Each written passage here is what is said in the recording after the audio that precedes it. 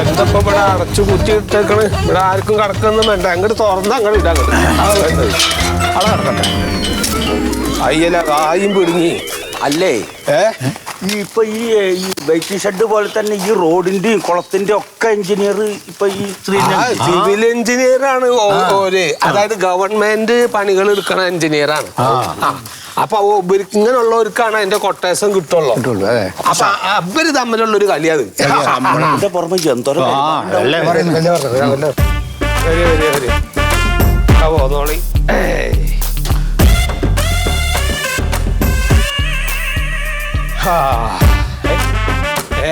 എന്തായി കാണിക്കണേ? ആളില്ലാത്ത വീട്ടിൽ കയറിയിരിക്കുക. അവരിയ്ക്കാൻ പറഞ്ഞാലും ഇരിക്കണ്ട്. ഇങ്ങനെ പോന്നോളിടോ. നമ്മള് നികുതി അടച്ച കായ് തന്നെ ഇപ്പൊ അതൊക്കെ. ഇവർക്ക് അല്ലാണ്ട് എവിടുന്ന ശമ്പളം കിട്ടണ്? ഇത് കയറി കുത്തിയിരുന്നാളി. പിന്നെ ഇരിക്കാം. ഇവിടെ ഇപ്പൊ ആരല്ലേ? ആ ബെല്ലൊന്നും അടിച്ച സൂളാജ് എഞ്ചിനീയറല്ലേ? ബെല്ലൊന്നും അടിക്കും. ഇവിടെ പോന്നോടെ പെട്ടെന്ന് തുറന്ന് ആളെ കണ്ട് പേടിക്കണ്ട അവര്.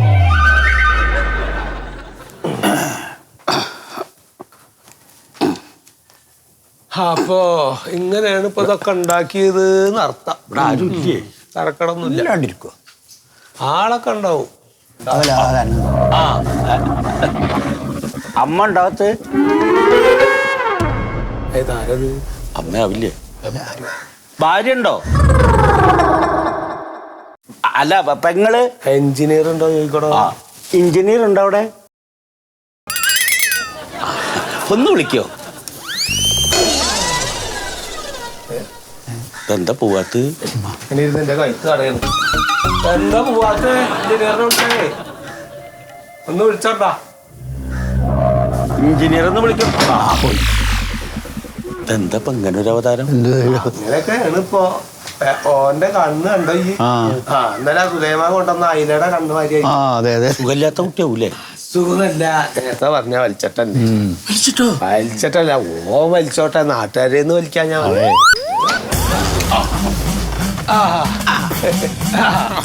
വരെ വരെ. ആരാ മനസ്സിലായി? ഞങ്ങളിവിടെ നാട്ടുകാരൊക്കെ ഉണ്ടേ. എന്തായിരുന്നു?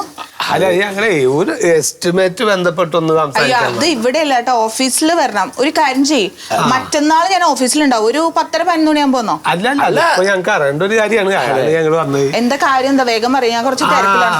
ഞങ്ങളും തിരക്കിൽ തന്നെ അറിഞ്ഞിട്ട് പോകാനാണ്. നമ്മുടെ ആ പുറക്കുളത്തെ ഒരു ബസ് സ്റ്റോപ്പ് ഉണ്ടല്ലോ, അതൊക്കെ പണി കഴിഞ്ഞല്ലോ. പണി കഴിഞ്ഞ് നിങ്ങളല്ല അതിന്റെ എഞ്ചിനീയർ എസ്റ്റിമേറ്റ് ഒക്കെ റെഡിയാക്കി നിങ്ങള്? അല്ല അതിന് എത്ര റുപ്യ ചെലവ് വന്നിട്ടുണ്ട്? അതൊക്കെ ഇങ്ങനെ വന്ന് ചോദിച്ചപ്പോ അല്ല, ആ ബസ് സ്റ്റോപ്പിന്റെ പുറത്ത് എഴുതി വെച്ചിട്ടുണ്ടാവല്ലോ, MLA ഫണ്ട് അല്ലായിരുന്നു അത്? 3 ലക്ഷം. 3 ലക്ഷം. അപ്പൊ അങ്ങനല്ല, ആ 3 ലക്ഷം റുപ്യാണോ അതിന് ചെലവായേക്കണെന്നുള്ളത് നിങ്ങൾക്ക് അറിയാലോ. അതെത്രയെന്നൊന്ന് പറയണം. അല്ല എന്താ വിജിലൻസ് കളിക്കാണോ? വിജിലൻസ് ഈ വേഷത്തിലല്ലേ? പഞ്ചായത്ത് പ്രസിഡന്റ് ഒരു എസ്റ്റിമേറ്റ് ഇങ്ങോട്ട് എഴുതി തന്നു, അത് ഞാൻ എഴുതി കൊടുത്തു, അത്രേ ഉള്ളൂ. മൂപ്പര് ഇത് പറഞ്ഞല്ലോ. ഏകദേശം അവരുടെ പണി കഴിഞ്ഞ് ഇത്ര ഉറുപ്പ്യാണ് അവര് എഴുതിയത്. അതാണ് ഇത്ര ഇവര് ചെയ്യാൻ. അങ്ങനെ ഇവർക്ക് അറിയാൻ പാടുള്ളൂ എന്നാണ്. പുറത്ത് പറയാനും പാടില്ല. അല്ല അതെ അതെ. ഇതുപോലത്തെ എത്ര കാര്യങ്ങൾ ഞാൻ ഒരു ദിവസം ഒപ്പിടുന്നുണ്ട്, അത് ഫോട്ടോ വയ്ക്കാൻ പറ്റുമോ? ബസ് സ്റ്റോപ്പിൽ ഒരാൾക്ക് ഇരിക്കാൻ പറ്റുമോ? വയസ്സന്മാരായിട്ടുള്ള ഇരിക്കാൻ പറ്റുന്നുണ്ട്. അല്ല, അതിനൊരു താൽക്കാലിക സൗകര്യം അവിടെ ഉണ്ടല്ലോ, 2 കമ്പ്യൂട്ടർ ഉണ്ടല്ലോ. എന്താ ഞങ്ങളെന്താ തത്തമ്മ കമ്പിമ വന്നിരിക്കാൻ? ഇതിപ്പോ നിങ്ങൾ സ്ഥിരമായിട്ട് ഇരിക്കല്ലോ അവിടെ. 3 ലക്ഷം ഉറുപ്പികയാണ് ഇപ്പൊ ആ വെയിറ്റിംഗ് ഷെഡ്. അതന്നെ അത് മനസ്സിലാക്കിയാൽ ഞങ്ങൾ അതിന്റെ ഒരു എസ്റ്റിമേറ്റ് എടുത്ത് 60,000 ഉറുപ്പ്യ. അതെങ്ങനെ 3 വന്നു എന്നുള്ളത് നിങ്ങൾക്ക് എസ്റ്റിമേറ്റ് എടുക്കാനാണെങ്കിൽ പിന്നെ ഞങ്ങളെ ശമ്പളം ഒന്നും ഇരുത്തേണ്ട കാര്യമില്ല. നിങ്ങൾ തന്നെ അതൊക്കെ ചെയ്താ പോരെ? അങ്ങനെ ചെയ്യാൻ പാടില്ല. എന്തെങ്കിലും ഇനി ചോദിക്കാണ്ടെങ്കിൽ പഞ്ചായത്ത് പ്രസിഡന്റിനെ പോയി കാണുക. വെറുതെ വീട്ടിൽ വന്ന് പ്രശ്നം ഉണ്ടാക്കിയിട്ട് കാര്യമില്ല. ഞാൻ എത്തിക്കോളാം സമയത്ത്. നിങ്ങൾ അതൊന്നും ടെൻഷൻ അടിക്കണ്ട. പിന്നെ നോട്ടീസ് അടിക്കുമ്പോൾ പഞ്ചായത്ത് പ്രസിഡന്റ് പന്തടിച്ച് ഫുട്ബോൾ ടൂർണമെന്റ് ഉദ്ഘാടനം ചെയ്യുന്നത് തന്നെ വെക്കണം. ശരി. അപ്പം എല്ലാം നടക്കട്ടെ. ഓക്കെ ശരി. ക്ലബിലെ പിള്ളേരെ അതിന് പോണം പ്രസിഡന്റ്. Football tournament. അതെ, അതിനൊന്ന് ചെല്ലണം. പിന്നെ എന്നോടൊന്ന് റെക്കമെൻഡ് ചെയ്യാൻ വേണ്ടിട്ട് ഒരു പറഞ്ഞിട്ടുണ്ട്. അതെ, പക്ഷെ അവിടുത്തെ പ്രശ്നം എന്താ അറിയാമോ? ഇപ്പൊ ഈ പിള്ളേർ കളിക്കുന്ന ഗ്രൗണ്ട്, നമ്മുടെ പഞ്ചായത്തിന്റെ ഗ്രൗണ്ടില് അപ്പുറപ്പുറമുള്ള വീടുകളിൽ ബോൾ പോകുന്നു എന്ന് പറഞ്ഞ് പരാതി. ആ മതിൽ കെട്ടൽ ഉടനെ ഇതാക്കണം, ടെൻഡറായി കിടക്കല്ലേ. അത് ചെയ്യാം. പക്ഷെ നമുക്കതൊന്ന് ചവിട്ടി ചെയ്യണം. 25 രൂപയാണ്, 25 ലക്ഷം രൂപയാണ് ടെൻഡർ പാസ്സാക്കി. 25 നടക്കില്ലതേ. എന്ത്? അതെങ്ങനെ 25-ന് തീരും? ഞാൻ 20 തീർക്കാനാണ് പറയണത്. അത് എന്താ അറിയോ പ്രസിഡന്റ്, ഞാൻ പറയണത് ആ കുളത്തിന്റെ ഒരു ടെൻഡർ ആയി കിടക്കുന്നുണ്ടല്ലോ, അപ്പൊ ആ കുളത്തിന്റെ പണി ഇതും കൂടി നമുക്ക് ഒരുമിച്ചങ്ങ് ചെയ്യാം. എൻ്റെ കോൺട്രാക്ടറെ ഈ കുളവും ഗ്രൗണ്ടും കൂടി ഇട്ട് കൂട്ടി കുഴച്ച് അത് ചില മൊത്തത്തിൽ ചള കുളമോ, അതുകൊണ്ട് അത് വേണ്ട. കുളത്തിൻ്റെത് അത് നമുക്ക് ഇതായിട്ട് ചെയ്യാം. നിങ്ങൾ ആദ്യം ഇത് ഒന്ന് വൃത്തിയാക്ക്. ഇതിൽ 20 തീർക്കണം കാര്യങ്ങൾ. നമ്മൾ ആ വെയിറ്റിംഗ് ഷെഡ് പണിതൽ കിട്ടിയിട്ടുള്ള അത്രയും ലാഭം ഇതിലൊന്നിലും കിട്ടുന്നില്ല. അത് പറഞ്ഞില്ലേ, ഓരോ കൊട്ടേഷനും ഓരോ രീതിയല്ലേ. നമുക്കേ ഈ വെയിറ്റിംഗ് ഷെഡ് ഞാൻ ആലോചിക്കായിരുന്നു, ഇപ്പം വെച്ചേക്കണെന്നൊക്കെ ഒരു 1/2 കിലോമീറ്റർ മാറി ഒരു 5-6 വെയിറ്റിംഗ് ഷെഡൂടെ നമുക്ക് സെറ്റ് ചെയ്ത് കൊടുത്താൽ കുഴപ്പമില്ല. ജനങ്ങൾക്ക് അവിടെയൊന്നും അവിടെ സ്റ്റോപ്പ് ആക്കാമല്ലോ, വെയിറ്റ് ചെയ്യാമല്ലോ. ആദ്യം നമ്മൾ തന്നെ ഒരു 2 പേര് അവിടെ കൊണ്ട് വെയിറ്റ് ചെയ്ത് അവിടെ നിന്ന് കൈ കാണിച്ച് ബസ്സിൽ കയറുമ്പോൾ അവിടെ ബസ് സ്റ്റോപ്പായി. ഞങ്ങൾ ഇവിടെ ഉണ്ടാവില്ല വെച്ചിട്ട് വരെ ഞാൻ ഇറങ്ങണ്ടേ? നമസ്കാരം. പിന്നെ അപ്പോ എന്താണ് മമത പ്രസിഡന്റെ ഒരു അത്യാവശ്യ കാര്യം പറയാനാ ഞങ്ങൾ വന്നായി. വാർദ്ധക്യ പെൻഷന്റെ കാര്യം അല്ല. അതായത് നമ്മുടെ പുറക്കുളം ബസ് സ്റ്റോപ്പ് ഉണ്ടല്ലോ. അപ്പൊ നിങ്ങളാണ് അതിന്റെ പുള്ളികള്. നമ്മുടെ എഞ്ചിനീയറെ പോയി ഭീഷണിപ്പെടുത്തി അല്ലേ നിങ്ങൾ? ഭീഷണിയല്ല, കാര്യങ്ങൾ ചോദിച്ചു. അത് ഒരു തട്ടി തിന്നിട്ടുള്ള കാരണം ഭീഷണിയായിട്ട് തോന്നി. പഞ്ചായത്ത് ഓഫീസർ കുറച്ചുകൂടെ മാന്യമായിട്ട് അതല്ലേ പഞ്ചായത്ത് ഓഫീസർ ഞങ്ങൾ തെരഞ്ഞെടുത്ത് ഇരുത്തിയതല്ലേ. അതൊക്കെ ശരിയാ എന്ന് പറഞ്ഞിട്ട് ഇനിയിപ്പോ ഭരിക്കാൻ വരുമ്പോ അങ്ങനെ തോന്നണതാണ് കുഴപ്പമില്ല. വോട്ട് ചോദിക്കാൻ വരുമ്പോ വീണ്ടും അതിന്റെ നിർമ്മാണത്തിൽ എന്താണ് നിങ്ങൾക്ക് അതിൽ അപാകതയായിട്ട് ഇപ്പൊ തോന്നുന്നത്? അപാകത ഒന്നുമില്ല. എന്താ വെച്ചാല് അതൊരു 3 ലക്ഷം റുപ്യയുടെ നിർമ്മാണം ഇല്ല. നിങ്ങൾ ഈ ഇരുമ്പിന്റെ വില നിങ്ങൾക്ക് അറിയാം. നമ്മുടെ ടെൻഡർ കൊടുത്തപ്പോ ഉള്ള ഇരുമ്പിന്റെ വില അല്ലായിരുന്നു അത് പണി തുടങ്ങിയപ്പോ. പണി തുടങ്ങി ഒരു ദിവസം കഴിഞ്ഞപ്പോ ആ വില അല്ല അടുത്ത ഇരുമ്പിന് ദിവസവും വില കയറിക്കൊണ്ടിരിക്കുകയാണ്. മനസ്സിലാക്കണം. ഇത് 3 ലക്ഷം രൂപ വരില്ല എന്ന് ഏത് കൊച്ചുകുട്ടിക്ക് മനസ്സിലാവും. അതുകൊണ്ടാണ് ഞങ്ങൾ ഇത് അന്വേഷിച്ചത്. അങ്ങനെ വെൽഡർ മൊയ്തു എന്ന് പറഞ്ഞ ഒരാളെ കൊണ്ടുവന്ന് ഞങ്ങൾ അത് അളപ്പിച്ചു. എന്നിട്ട് ഇതിന് എത്ര വിലയാവുമെന്ന് ചോദിച്ചു. ഇന്നത്തെ വില അനുസരിച്ച് 60,000 ഉറുപ്പ്യന് ഒരു പൈസ കൂടില്ല. 60,000 രൂപയ്ക്ക് നടക്കില്ല. ഈ 3 ലക്ഷം ഉറുപ്പ്യ പാസ്സായത് 60,000 ഉറുപ്പ്യ ചെലവായെങ്കിൽ ബാക്കി 2,40,000 ഉറുപ്പ്യ മുക്കി അതിന്റെ കോൺട്രാക്ടർ എന്ന് പറയുന്ന കള്ള ജാതിനെ എന്താ നിങ്ങൾ കണ്ടുപിടിച്ചിട്ട് അയാളെ മാത്രം പറഞ്ഞിട്ട് കാര്യമില്ല. ഇപ്പൊ ഈ കോൺട്രാക്ടർ ഈ പണിയെടുക്കണേറ്റ് മുമ്പേ ഈ ഫണ്ട് പാസ്സാക്കിയിട്ടുള്ള MLA ആണ് 3 ലക്ഷം പാസ്സാക്കി. പങ്ക് കിട്ടി.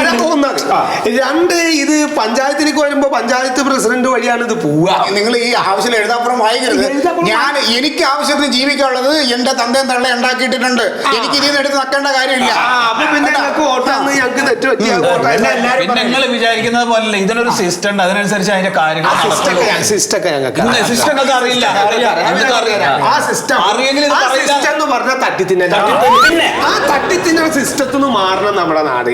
അതായത് 60,000 ഉറുപ്പ്യ ചെലവ് വരുന്ന ഒരു ബസ് സ്റ്റോപ്പിന് 3 ലക്ഷം ഉറുപ്പ്യ മേടിക്കുന്ന സിസ്റ്റം ഉണ്ടല്ലോ, ആ സിസ്റ്റം പൊളിക്കണം. അതിന് നിങ്ങൾ ഈ നാട്ടുകാരനല്ലേ, നിങ്ങളൊക്കെ അതിന് ബാധ്യസ്ഥനാണ്. ആ കള്ള നായി ഉണ്ടല്ലോ ഇതിന്റെ കോൺട്രാക്ടർ, ഓനടക്കമുള്ള ആൾക്കാർ. പിന്നെ ഓന്റെ പേര് അതിൽ എഴുതി വെച്ചിട്ടില്ലല്ലോ. ഈ മന്ത്രിയുടെ പുതിയ നിയമം വന്നിട്ടുണ്ട്.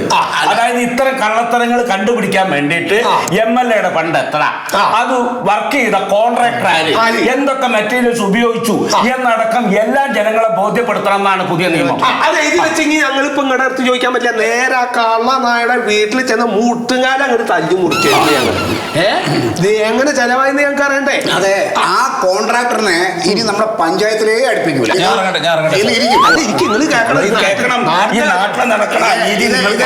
ഇത് വേറൊരു കാര്യം ഞാൻ പറഞ്ഞില്ലേ, ആ കോൺട്രാക്ടർക്ക് ഇനി നമ്മൾ വർക്കൊന്നും കൊടുക്കില്ല.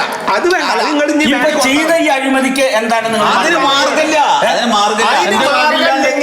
അതിന് മാർഗമില്ലെങ്കിൽ മന്മഥൻ പ്രസിഡന്റ് ഇങ്ങളൊക്കെ ഈ പോസ്റ്റിൽ തെരഞ്ഞെടുത്തിരുത്തേക്കണ് ജനങ്ങളുടെ സേവനത്തിന് വേണ്ടിയിട്ട് ജനപ്രതിനിധിയായിട്ട് തെരഞ്ഞെടുത്തേക്കുക. അതിനുള്ള സാലറി ഇവിടെ ജനങ്ങളുടെ നികുതിയിൽ നിന്ന് പിരിച്ച് നിങ്ങൾക്ക് തരുന്നുണ്ട്. അപ്പൊ കാര്യങ്ങൾ നിങ്ങൾ കൃത്യമായിട്ട് നടത്തിയിട്ടില്ലെങ്കിൽ അതിനെന്താ വേണ്ടെന്നുള്ള അത് ഞങ്ങൾ ചെയ്യും. പിള്ളേരുടെ ജാതകം നോക്കാൻ ഇനി പറ്റൂല. ചെറുപ്പക്കാരില്ലെങ്കിലും ഞങ്ങൾ വയസ്സായവർക്ക് എന്തെങ്കിലും ഈ നാടിന് വേണ്ടി ചെയ്യാൻ പറ്റുമെന്ന് പാവപ്പെട്ട നമ്മുടെ വോട്ട് തേണ്ടി വാങ്ങിട്ട് എന്നിട്ട് ഞെളിഞ്ഞ വർത്താനം എന്തെങ്കിലും പ്രശ്നം ഉണ്ടായി ഉടനെ പറയും ഞങ്ങളെ നികുതി പണമാണ് നിങ്ങൾക്ക് ശമ്പളം തരണേന്ന്. ഓ പിന്നെ ശമ്പളം അങ്ങ് കോടികളല്ലേ ഞങ്ങൾക്ക് തരണത്. എന്റെ മനസ്സിലായിട്ടില്ല. അത് നന്നായി, ഇല്ലെങ്കിൽ ഇവിടെ ഇട്ട് കത്തിച്ചേനെ. ഞാൻ MLA ഒന്ന് വിളിച്ച് പറയട്ടെ. നമ്മളെ മൂട്ടിൽ മാത്രം തീ പിടിച്ചിരിക്കണ്ടല്ലോ, അയാളും കൂടെ അറിയട്ടെ. വേണ്ടെന്ന് അതൊന്ന് പറയണത് വേണം. സാറേ നമസ്കാരം. ഓ, ചെറിയൊരു പ്രശ്നം.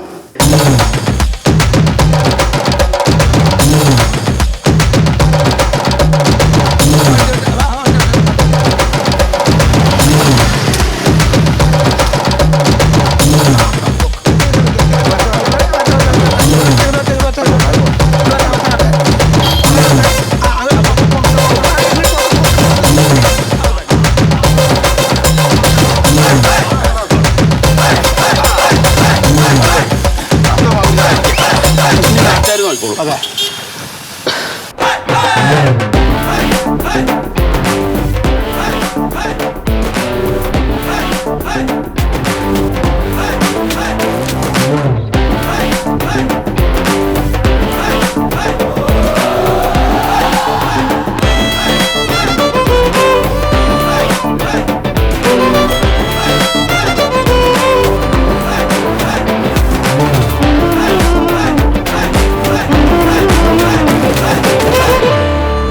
എല്ലാവർക്കും നമസ്കാരം. ഞങ്ങളുടെ ഇഷ്ടപ്പെട്ട പ്രേക്ഷകരോട് പറയാനുള്ളൊരു കാര്യം, ഒരുപാട് പേര് ചോദിക്കാറുണ്ട്, യൂട്യൂബിൽ മരമായും ഫുള്ളായിട്ട് കാണാനുള്ള ഒരു അവസരം ഇല്ലല്ലോ, എങ്ങനെയാണ് നിയാസെ അത് ഒന്ന് ഫുള്ളായിട്ട് കാണാനുള്ളത് എങ്ങനെയാണെന്ന് ചോദിക്കാറുണ്ട്.